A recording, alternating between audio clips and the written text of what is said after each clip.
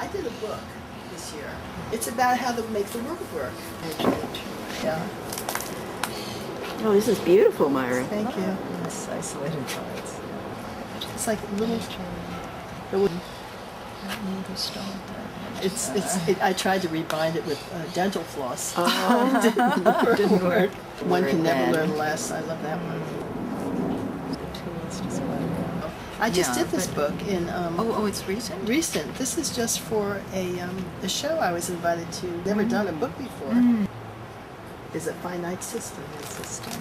Anti-pervasive. Perfection of comprehension. Gravity is cosmic love. Man. Where the whole world is really shown as an island within the ocean. Really one island that... Scarcity, we have politics. This is right. Of course, and distributive. Yes, that's right. To type. I see you, and I see me. Yeah. Are you going to do it? That's great. Oh, there's some faces from Vassar. Sarah Gibson Blanding. Yep. Oh, my heavens. And Hope, is that Hope? Yep. And who's that? And there's Franny Chaffee. oh yeah. She was the president. The president of student council, right? Necessary to sustaining all life can only be realized by free access to all sources everywhere. It is. More lives can be saved by antibiotics than by acts of Congress. A tool called World Gain, Buckminster Fuller did, and they invited 26 participants to work with it, to work with his, with him. Oh, the paints show up very well on the screen. Do they? Yeah. Oh, that's wonderful.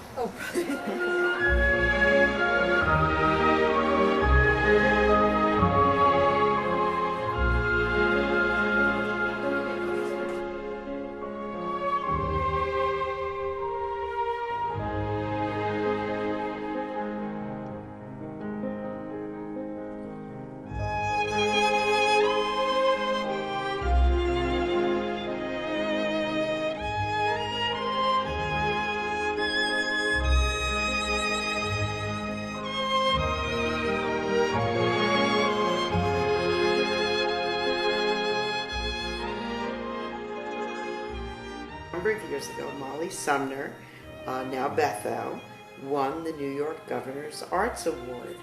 And she was one of 7 recipients. I don't remember them all, but I know Isaac Bashevis Singer was one. I know Lena Horne was another. And I know the New York Times won. And I was her guest. It was a magnificent reception and dinner at the Metropolitan Museum of Art. And I was very proud of her accomplishments. They brought a lot of credit to her and to Vassar. She just showed at a gallery her own work at a gallery in Canada. It's a painting of a rock, and she painted her first rock at this house. I had to go to work, and she was visiting me, and she went out back, and I came home. I came home that day, and she had been painting some of the more interesting stones in our garden. Oh. And this was a major exhibition that was given in Canada. I went into business with my husband.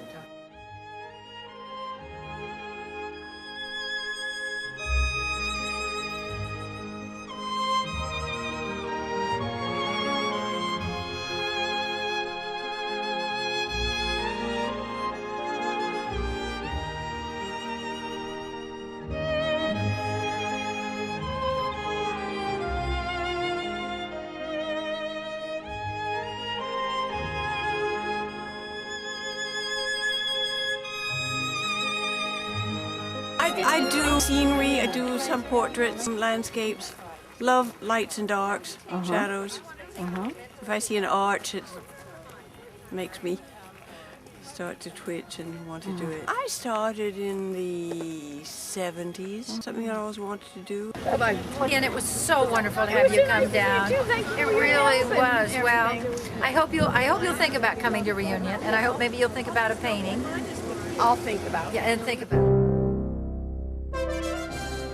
When a work of art is conserved or restored. It's really the needs and wishes of the people who are doing it that put their print on the way the work of art looks. I think that as I say, my interest in sculpture and the fact that I've been able to go on working in it at Vassar created a sort of intersection of skills for me, where I was a specialist in Michelangelo, both as a painter and sculptor, and of course an architect as well.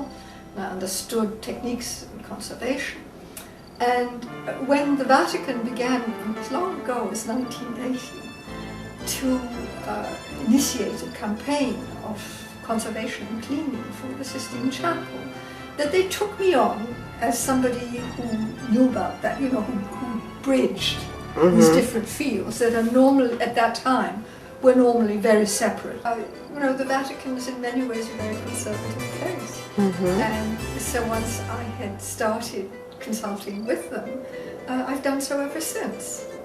And that means that really by accident, and I suppose through a kind of completely unjust confidence that I learned at Vassar, I've kept on with them. And in a way professionally, it's been the most exciting thing that I've done. You're up there on the scaffolding, for instance on the Sistine Sea, and you put your hand up and you feel it. You put it up against the surface that you painted. You feel it as a living thing. You can see what he did day by day, for instance. There's nothing like that. And it's something that doesn't wear thin either. It's always a revelation every time.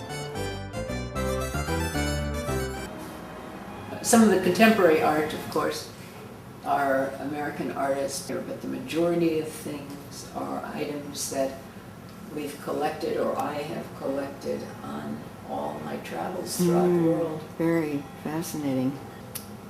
South African Ndebele dolls. Oh, wow.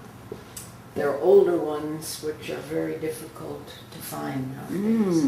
Done by individuals. It's a tapestry done by a man from Uruguay. A virgin which we got in Ecuador, Mexico.